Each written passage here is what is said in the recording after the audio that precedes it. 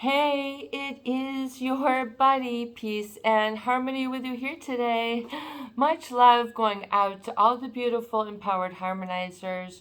We are zooming in and focusing in on a great viewer question that I think is quite significant, and that is to look at relationships and basically how do you end this dynamic if you feel that you're attracting the same type of person, the same type of relationship problems, issues.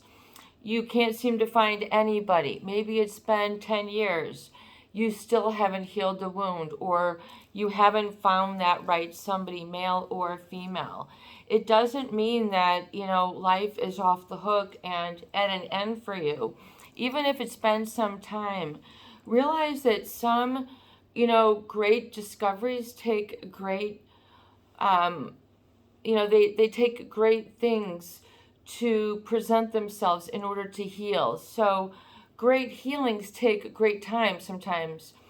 But, there's also in the same breath as if, you feel like it's taking too long, it's time to put the pedal to the metal. It's the time to really flip the switch, flip the energy, and get into a better way of living and relating, and not following the same pattern of attraction that has brought to you similar patterns.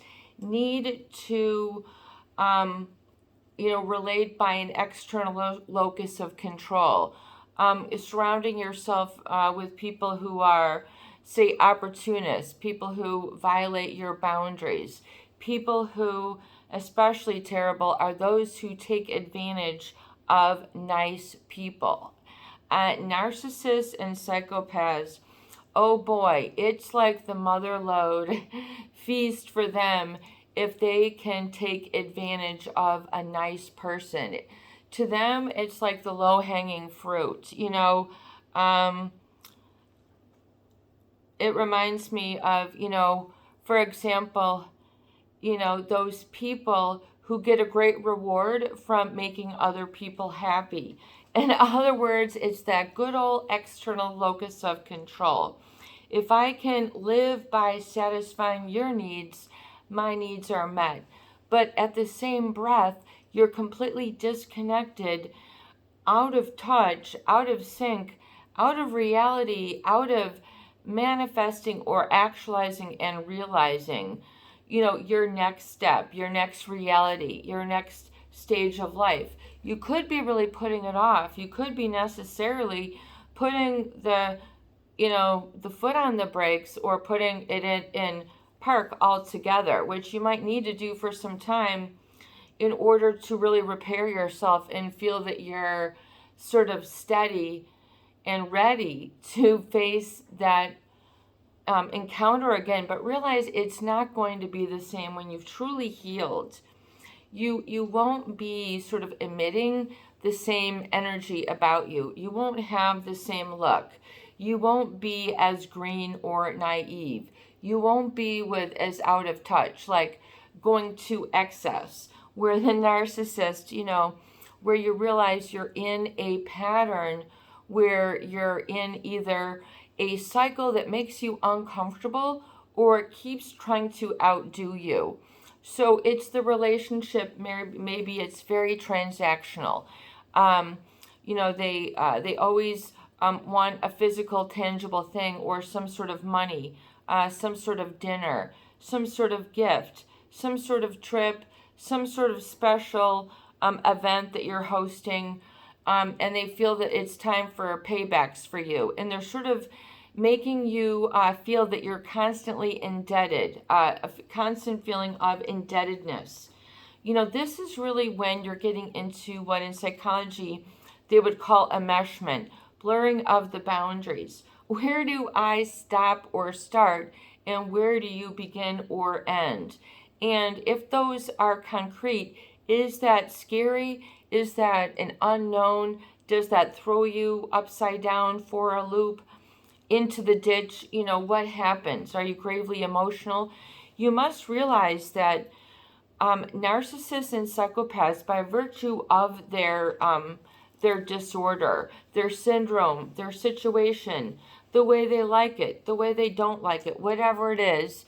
They tend to sort of be very rigid in their rules while expecting quite a bit of flexibility on the opposite. In other words, they're wanting really a double standard, or wanting things to be a specific way, and they will force these expectations onto you as if you are a fault for not matching up to some sort of unrealistic, oftentimes out of touch, unreal, grandiose, and fantasy-like, especially when you start to couple in drugs, alcohol, children, promiscuity, money, anything to excess can be utilized then to excess.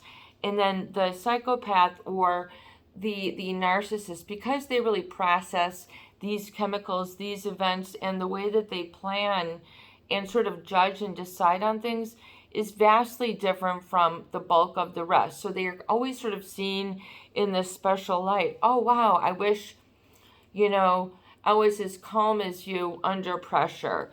Or I wish I had that charm about you, or I don't have it, what you have. So there's all these sort of distinctions, this sort of I am, you're not, sort of add-ons, if you will, a la carte items that are sent into, set up in the relationship, and that you don't even realize that you're being engulfed by their expectations and then your boundaries are just sort of washed away like a house lost in a big hurricane, just a big wave. Let's say, a big storm came in, and just your place was right there.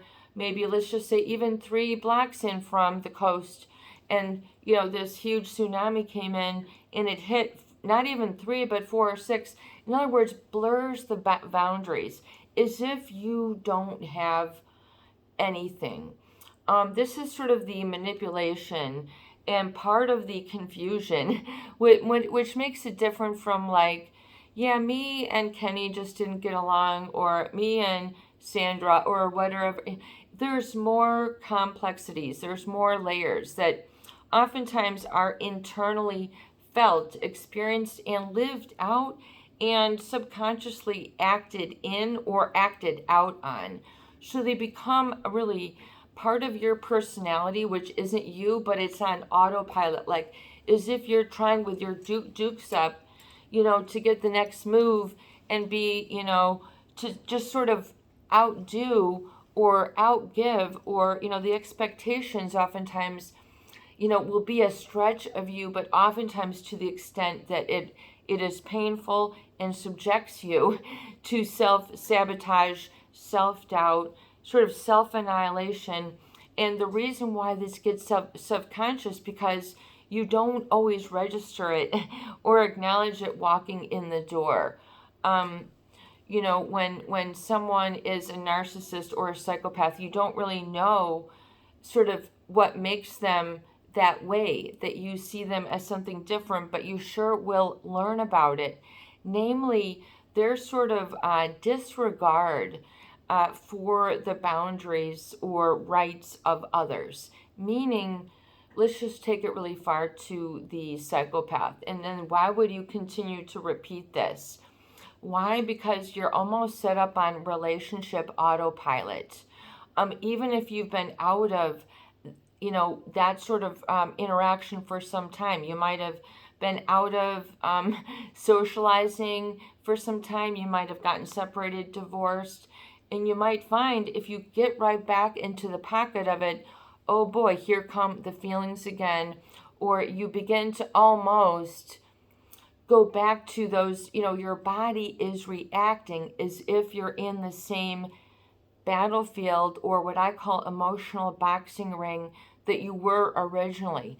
In other words, your body just automatically starts shaking that snake off.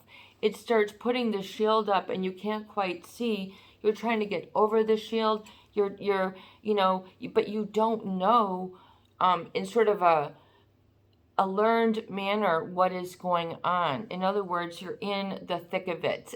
You can't see the forest for the trees. You can't see or know the distinction and the why that has got you into this addiction to your own failure, which is really why it takes a long time to get out of this. Because when we get into a relationship, when we talk about that with someone who's an interspecies predator, Dr. Robert Hare, the Hare checklist, talks about some of the distinctions that set apart these individuals, male, female, whatever, it doesn't matter, from really, the rest of society. You see it on grave, you can see it on all sorts of, documentaries, but you don't always see it and know it when it's sort of like the Wolf of Wall Street. This sort of, snake in suits. Again, these are great books. The Sociopath Next Door. If you understand, they look like the average Joe or Sally, but you don't know sort of the emotional web that they are ensuing and implicating other people's lives in, to the extent of their dismay, pain, loss, or some sort of missing out. In other words, there's going to be a negative outcome. In other words, these are the people who actually take pleasure from seeing other people squirm, squeal, wriggle, get off my foot, get off my back. Why am I always texting? Why am I always drinking? Why am I living this life? Getting the most out of life. You might be framing it as that, when it's really you're being manipulated and played by a con man or a con woman. And I don't say that with like you got conned, like it's a spam email. This is you're in a whole different setup. You're in a whole nother, almost what you might see in the movies, where literally you're put into hysteria or maze of trying to comprehend and understand the enigma or puzzle or the manipulation, to the point of gaslighting, where they're causing you to doubt your reality. This is not funny. This is really serious. And all mothers will do this if they want to get control over their kids. With the lights, it's time for bed, and it could be 2 p.m. out. It's not, and then sort of altering these kids' reality if they do it harshly, trying to just, without remorse and regret. They don't have a guttural, ooh, I might hurt somebody, that scares me or that concerns me. They learn to put on, oops, they learn, they learn, they mimic, they imposter.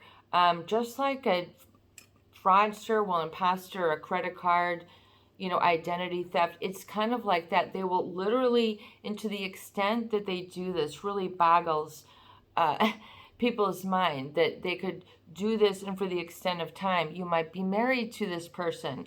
All of a sudden you discover that they don't go to work, that they have another family. They might even have another surname in a whole different appearance, lifestyle, way of doing things, something you would consider unrecognizable. These are your Dr. Jekyll and Mr. Hyde. They can really put on a mask, and very convincing. As our viewers have stated, they can be in the religious area, your priests, etc., can be of this ilk. Your teachers, your professors, your neighbors, your brothers and sisters. You really don't know until you have an ouch, something hurts, something pains you, and it gets your attention. And usually it's that reptilian, old, brainstem reaction, that they try to trigger you on. And unfortunately, when they do this repeatedly, it gets them, and then they simultaneously hurt and reward. In other words, let me violate your boundaries. but here is a concert ticket, or let me let me violate your boundaries, and then I'll give you something more later on. So it's woven and anchored into pain and sort of this non-supportive failing of another person. In other words, they will set people up to the extent that they thought that they had a marriage, a business partner, a sibling they could trust, when lo and behold you find out that they aren't that. In fact, they're not at all disturbed by the fact that they have double, triple lives and have done all these things that would be improper, to say the least. Meaning, playing with people's emotions, lying about things, big things. Yeah, we did this business deal, and I got a big trip to the conference, and we can't take girlfriends, or we can't do this. Lo and behold, they've had another palsy who who you've never met, who has been with as in depth, who maybe has nothing to do with business. There's no business deal, but they're maybe going on some sort of other vacay soiree, and completely different to the committed life that they have subjected of others to, the believing henceforth that they were engaged in. So it really is a really it's the problem with the psychopath, where people they refuse to believe it. It hurts too much to believe. They can't call it out, and when they do, they're on this repetitive sort of like automatic, almost as if you're an automatic emotional reflex. So that's your reptilian brain trying to protect yourself. Shake the snake off. When you see an innocent person, or perhaps someone you haven't seen, and your old habits are coming back, old relational habits. You maybe start swearing, start faulting someone, and you haven't been like that in years. Start, I didn't know I felt like that, and then something overcomes you. These are the deep, it'll show you basically firsthand, if you want to know where you're at. Oh boy, you are still in a hard wire to this relationship. In other words, you haven't really cut your boundaries. You haven't allowed yourself the depth and the self-respect, and furthermore, self-trust. The self-trust that needs to be acquired. I would dare say it is going to be an acquired feeling and situation. And before we go on, before we do that, I want to give a huge shout out. I just remembered, to those of you who have recently donated to the channel. AMA, thank you so much for your donation and support. It is so great to have your viewership, and I'm so glad you have found the channel. It is really important that we can get this out and really sort of find a way to understand how to shake free, and what really is the causative factor within each and every one of us, including all of us, all of you watching, about how to do it. So how they teach you these bad habits that, they might say, oh, I corrupted you, or they might have these little blurts, I am dangerous, or yeah, I'm really, saucy, or whatever that how they describe themselves. I'm a monster, he. And little before, you didn't know what they were talking about, but if you stay with them long enough and you remember some of the things that they said, then these things then come true or reign true, or now you're able to learn for yourself, meaning within that you have the ability to experience self-trust, which means without their blunder without their faux pas, without them negating you. And then being able to say, okay, I am stable and in control of the cockpit. I'm unstable and in control of the captain. I am captain of this ship. That is my responsibility, to not have an emotional knee-jerk reaction. If I start shaking, hey, whoa, horses, whoa, horsey, whatever. Just easy, just stop, just take some breaths. This is about you getting in control. And you have to give this to yourself in little bits of time, in little bits of snippets when they come up during the day or what have you, or you can then practice them when you're out with others. In other words, in your recovery date or your emotement, realizing where do you then sort of have this old pattern within you where you haven't self-reflected or self-identified enough to the extent that you can be okay and be at trust and acceptance and realize that this is all the better for you, and even the greater things are going to come when you say, I am no longer out of control then in this department, in this area. Stop. That's it. I no longer want to be terrified. I no longer want to sit things out. I no longer want to be spending my time this way. I want better. I deserve better. I have better. And not just like I'm in a rebound sort of way, but in like an emotional non-compliant. You must learn like the art of emotional non-compliance, which means I'm not giving into your insults. I'm not giving into the bullying.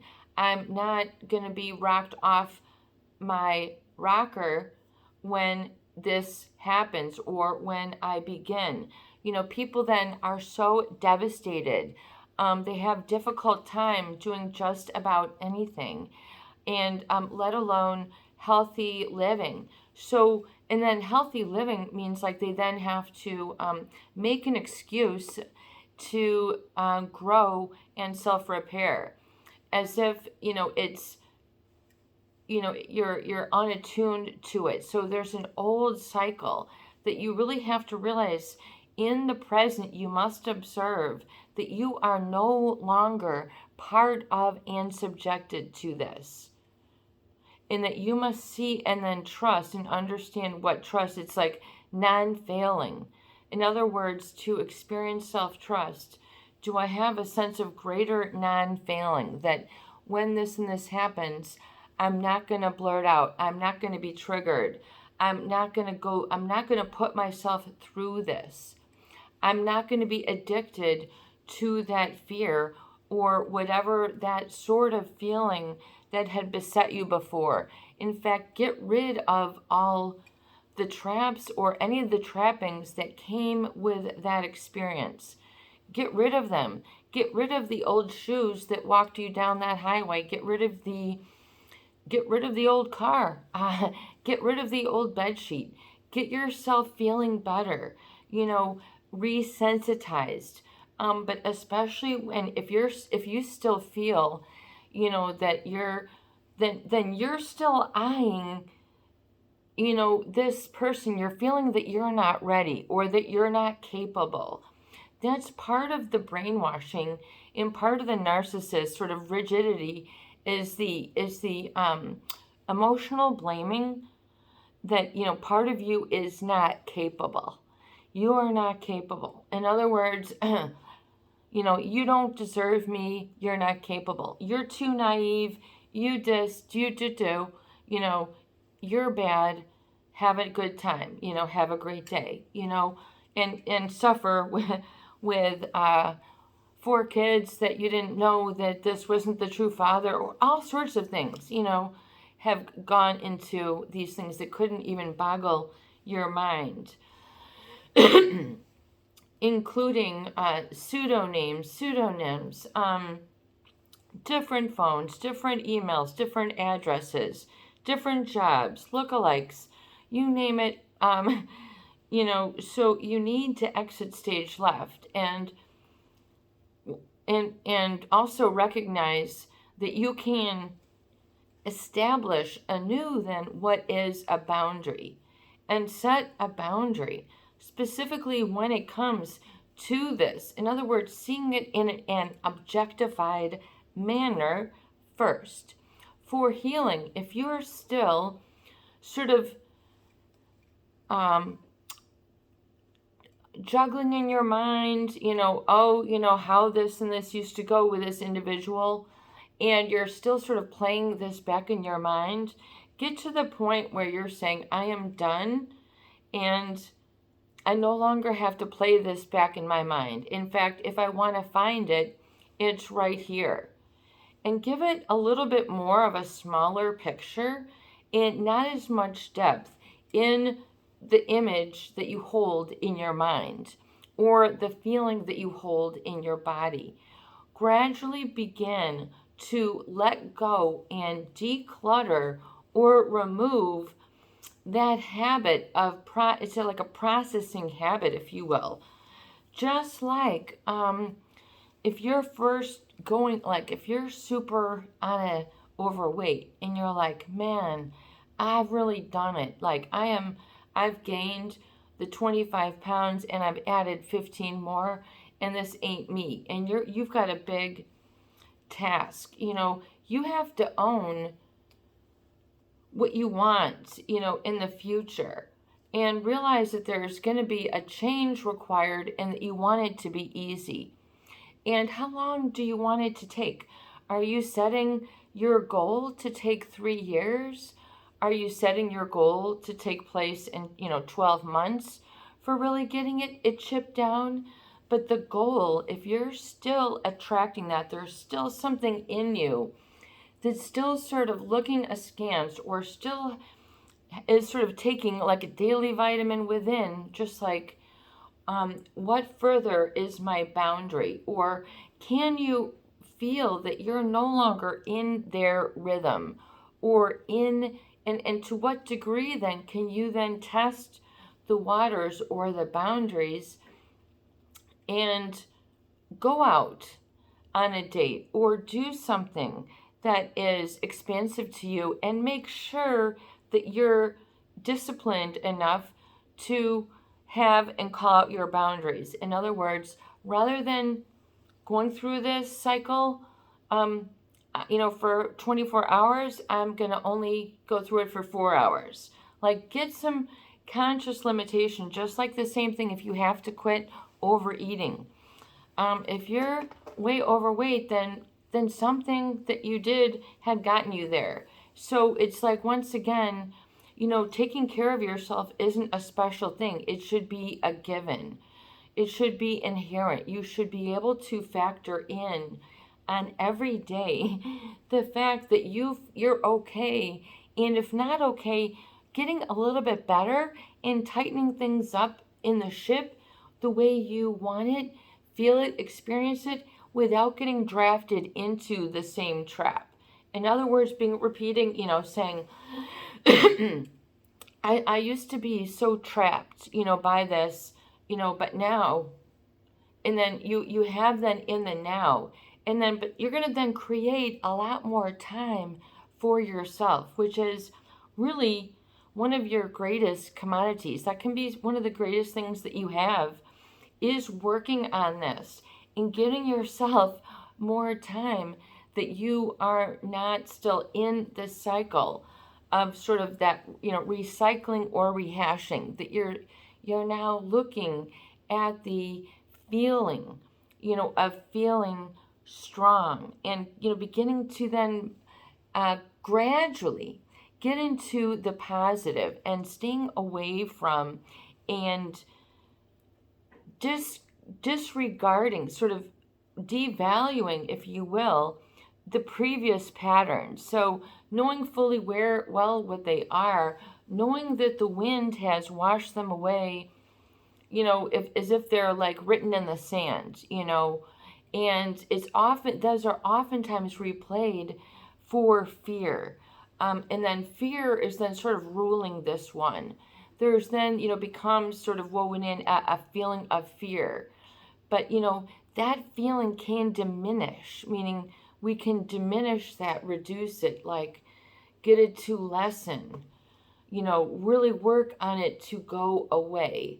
And that part of it is going to be just how we feel. But that sort of extra tension where you're gripping your body, armoring yourself, a lot of those will keep you sort of, and your alignment, your focus, going in the wrong way. And you sort of have to back it up for some time. You might have to back it up a couple miles, not going to this rock show. I'm not waiting those 3 hours in line in these 2 miles of cars or whatever it is. I'm getting my day back. I'm getting my night back. I'm getting the sparkle in life back. My goals are 1 trillion miles away, and I love that about life. That life will give me another chance to draw and attract that which I truly resonate with. And it will allow me to slough off like dead skin that which was sort of habituated within me, or really habituated, which means it was reinforced, meaning there was a reward for you to sort of keep this going. So you have to go, man, I've got to go without this reward then.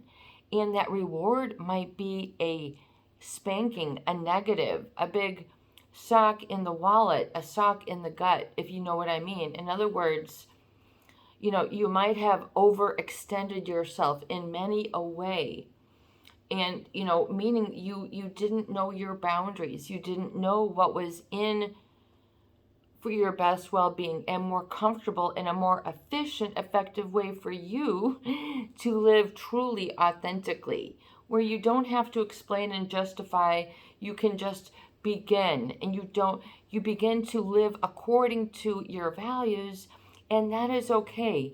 You're not freaked out. You're not thinking that you're really getting yourself into trouble. The fear will lessen. The more with repetition and experience that you see and acknowledge and validate the diminishing of that there's then a true, and that it's okay with you in your conscious mind, and that you can acknowledge and resolve a full circle here, that you're okay with there being a full distinction and boundary between you and this individual, and that all that it entailed.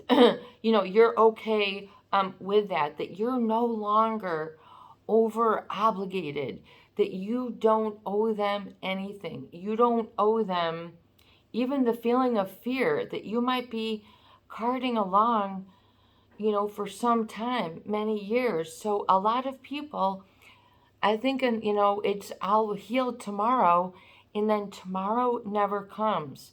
Wait a second. Why are you subconsciously then doing this to yourself? You're then really putting a block on yourself, and you're not seeing that you will be okay having a firm boundary or distinction. Part of you, it might still be saying, my needs still are trying to be met by something that I was seeking. It's not in this person. It's not in that setting. If it exists and it lives within you now, well then let's look at it within the now. Allow it to have its own being, meaning it does not have an attachment or obligation to that being. And if you are addicted to this obligation, then you need to fess up and say, woe is me. I am somehow addicted then to this over obligation. And to what degree do I say, okay, that I'm doing this to me?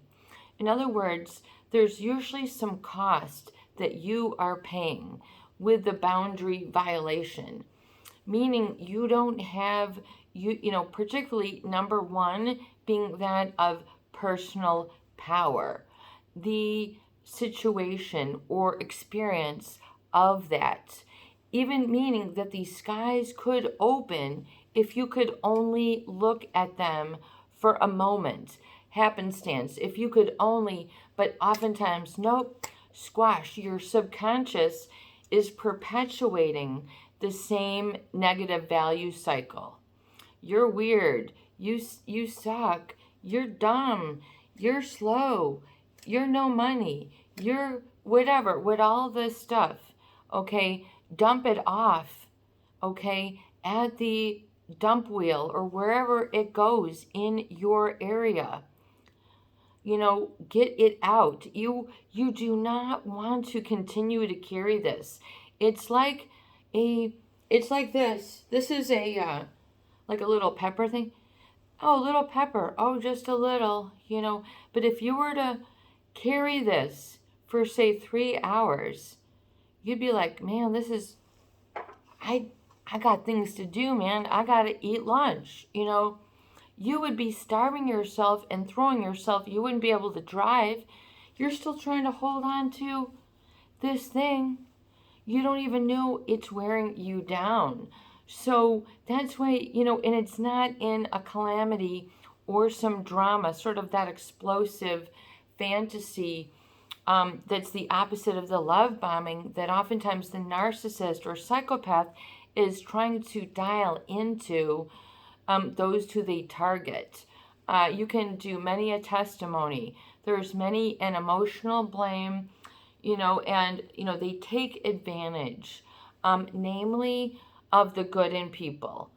And then what happens then is then if you stay with them long enough, those people will begin to be, just by virtue of proximity or engaging, you're going to experience then, this entrainment. You're going to experience, sort of hearts beating in one, steps going in one, until they do, some sort of pattern interrupts, and then you expose them, or you're driven to the point, why aren't you, why is this, this feeling you can't, things just don't look normal when you're in with a psychopath. I mean, we'll do a whole nother video on that, because that's truly scary.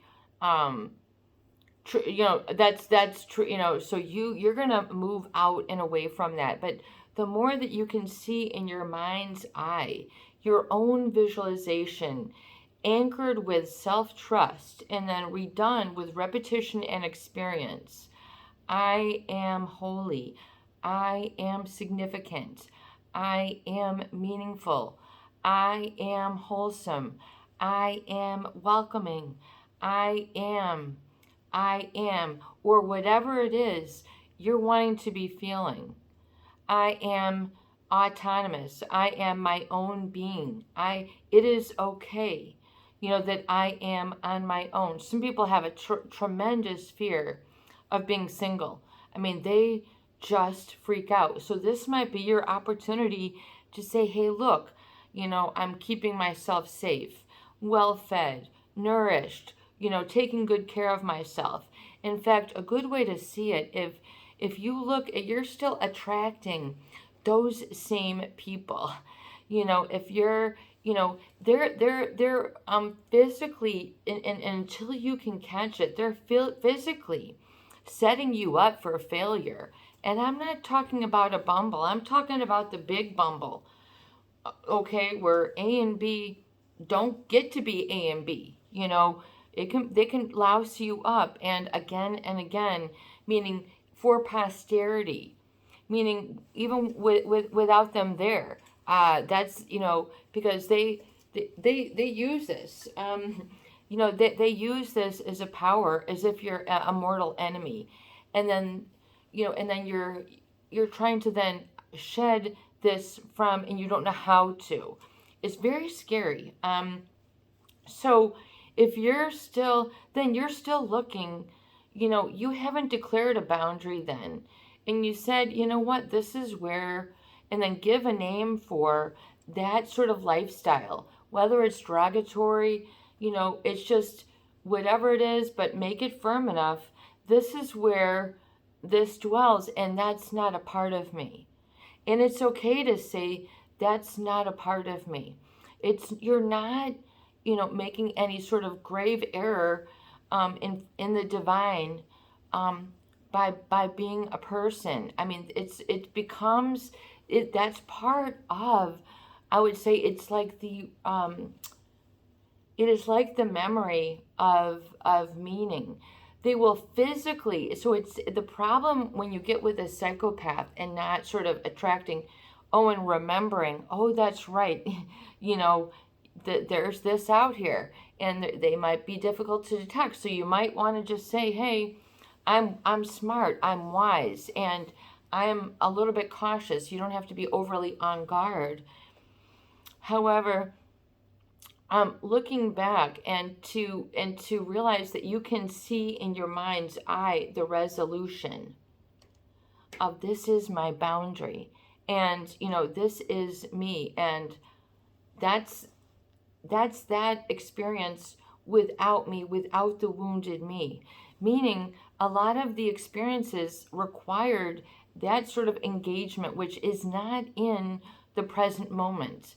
So you must realize the degree of self-trust that you can declare and pronounce, meaning literally, like, I am, and then these certain statements that you felt were defiled, this forever, oftentimes being you're not this forever hurt, wounded, thrown off, damaged goods, defiled, corrupted, even though you've experienced it, okay?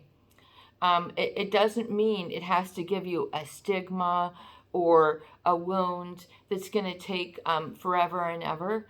You have to realize that you have to put your foot down and say, today is the day that I'm really reducing it, and I'm giving myself a little bit more of a time threshold, and you're getting more and more, breathing into it through the day. In other words, where are you missing out? And say, if I only should have, I would have. And then making those small, micro, minuscule changes, and seeing and being more and having more conviction and experience with your feeling. I am strong, and not using even the vocabulary of the other, the fearful, the meek, the whatever, going nowhere, the one who, it's just such a whole thing that you exit out of. Here's the name tag, here you go, McDonald's. I'm not working here anymore. My locker, here it is also. In other words, you're not going back. You're not going to fit in those same shoes. But if you still keep attracting it, or finding, that you're not growing, then you're not acknowledging and validating the strength that you belong to and are a part of within the human race, humankind, Homo sapiens. And you're not then liberating yourself to say then, now that I have the opportunity of life, which might have been daunting to you, how do I now live it? And then it's up to you within, whatever gives you a little spark of gladness, and be careful that you're not answering with taking care of other people's needs and or caving in, because you're going to end up with the same episode. You're going to end up with the same t-shirt. Go out. You're looking at things differently, experiencing things differently. And if you must know then and better see your boundaries. And someone who has healed boundaries is looking for and attracting what kind of person. And just know it in a little bit of your mind's eye. What would be required? Maybe you don't want to be with someone. Maybe it's okay and you want to be alone.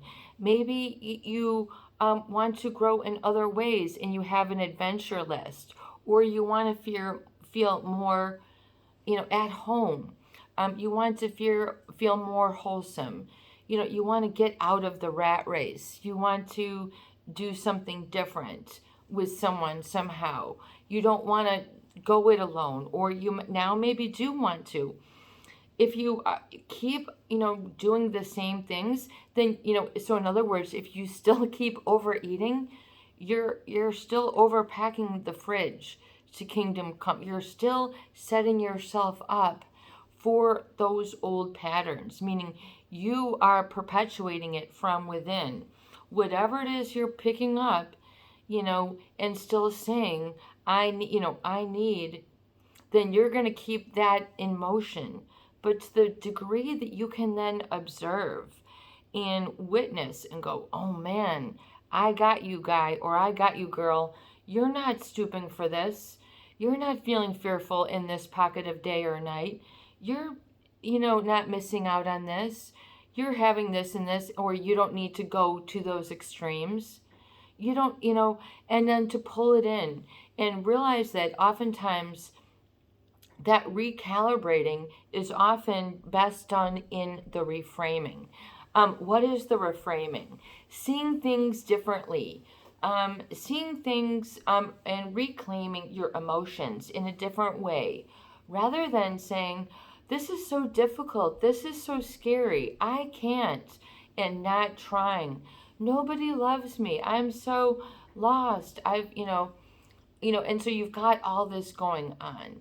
That's gonna, you're eliminating your chances, meaning you're perpetuating your fury, and you're taking an irresponsibility route.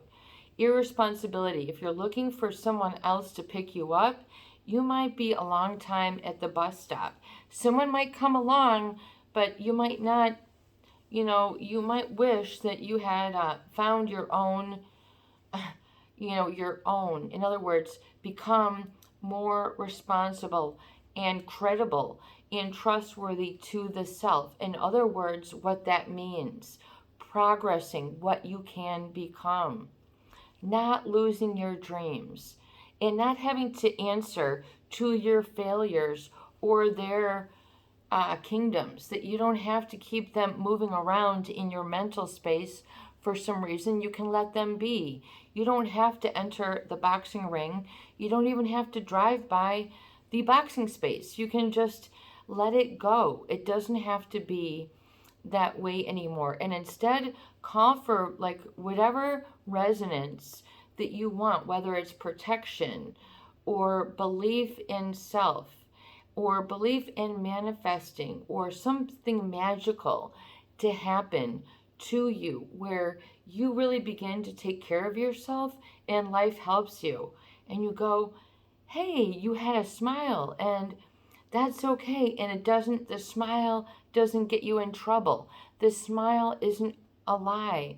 The smile is for something, and you don't have to say that it's something too small to smile at or something insignificant that you, because you've been habitually been made insignificant or non-voluntary. So you might be really entering a really powerful part of life that you didn't know you could live. You didn't know you could do the computer. You didn't know that you could do real estate. You didn't know that you could get a pilot license. You didn't know you had it in you.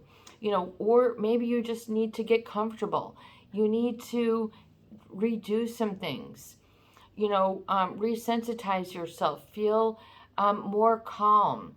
And reframing then means, instead of saying, I'm so agitated, I'm so lonely, you can say, I'm so excited, I'm so enthusiastic, I'm so passionate to surround myself with, and then, better food, better people, better things, better feelings, better sensations.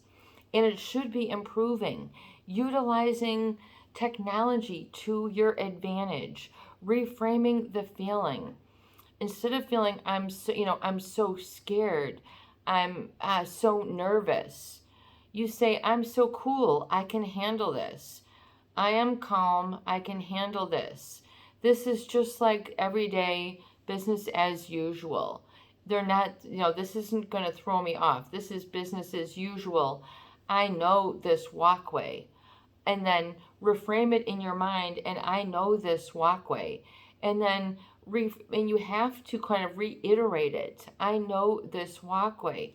And even, while you're walking, I know this walkway and I am calm. And, in other words, the pit stops. Hey, if you stop over there, you're going to fall. It gets, the cement stops, the road ends, something happens. You're not even tempted. You don't want to break a bone anymore. You don't want to break a heart. You're not even a match for that kind of person anymore. And you're okay and you're proud of it. And you can say, I'm no longer a match for that type of person, that type of living, that type of validation. And that's okay. And that is okay.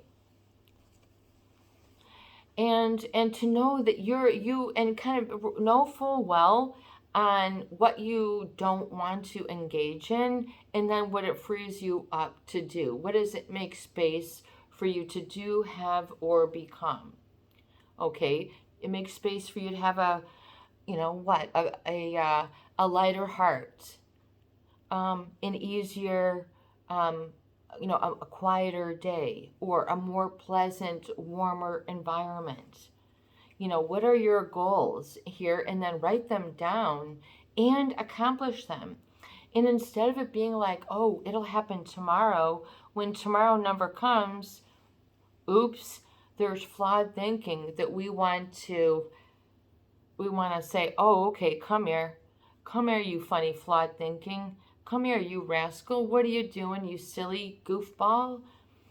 Oh goodness, and then talk to yourself in a little bit lighter manner. For example, if you had a best friend, would you want them slamming your head on the counter and everything that you begin to do to yourself? So begin to observe and become a little bit more gentle in manner if you want to break this cycle.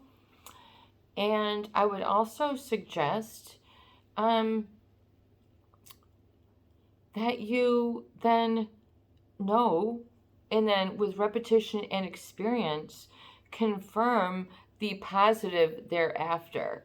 And especially as it comes with a matter of trust.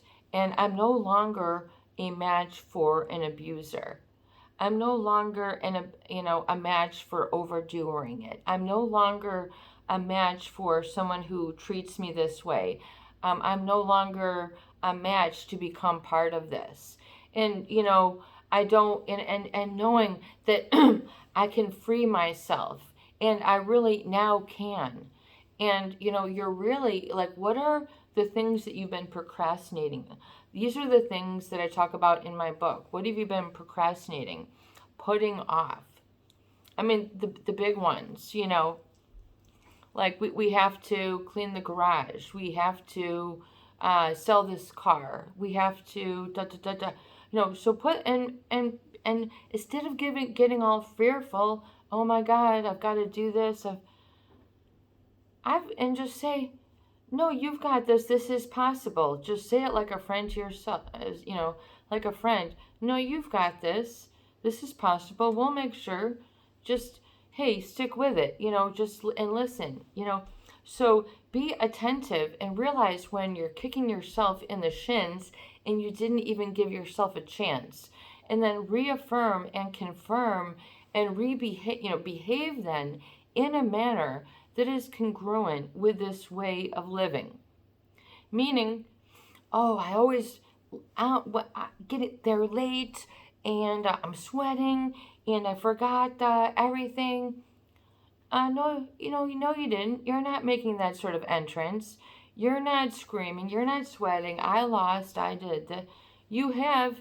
It's together. So even though you've been exposed to a lot of self-disbelief and have been habituated in this manner, it does not mean that those old habits have to carry with you, where you're then going and being sort of triggered in the same way, meaning jumping and accusatory of people. Or if someone is emotionally bullying you, put them down to size and say, oh, I got it. Here goes this person here. They're using that emotional bullying.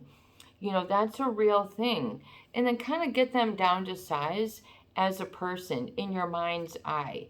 shrink them down to size. Maybe they're only 6 inches, maybe they're 5 feet, but realize, that that is okay, and that oftentimes part of your mind is has been over idealizing them or the relationship, and you need to sort of then back away from that and then realize that the real and will give you that and more if you behave in the way that isn't a match to that. In other words, if you're an alcoholic, you're not trying to drink, then don't go bringing home jugs of vodka and, having your birthday party at the local go-go whiskey or whatever. Really, really have your behavior then truly reflect, so you're not creating future issues that you have to heal from. People say too much of their mind. They think, oh, it's, going to take, how long do you want it to take? Do you want to get it done this week, this month, this year? Think about it, and then realize, how much have you let the leash out, and where do you want to get the leash in, and how do you want things to be going along? Really and truly. And you don't have to get into that sort of habitual lying or overestimating if that has gotten you off of your track, or sort of feeling like you're on that same pattern, and you don't want to have to say, no, I'm not going back with these groupies. I'm not going back with that type of theater or that type of music or whatever it is. That's really no longer a part of me, and that's okay.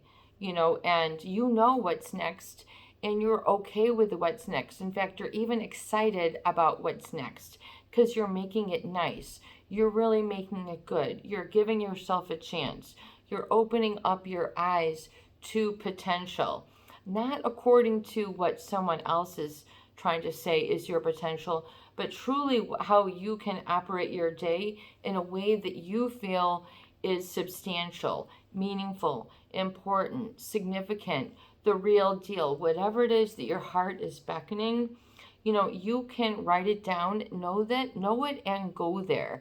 And you will not be attracting the same problems, the same repetitive issues, the same people, and the same conversations, because you'll naturally be gravitating and surrounding yourself with a different energy, vibration, and outcome, which is more of what you are then really articulating and drawing forth, but refining in your reality, meaning really requesting and realizing more readily.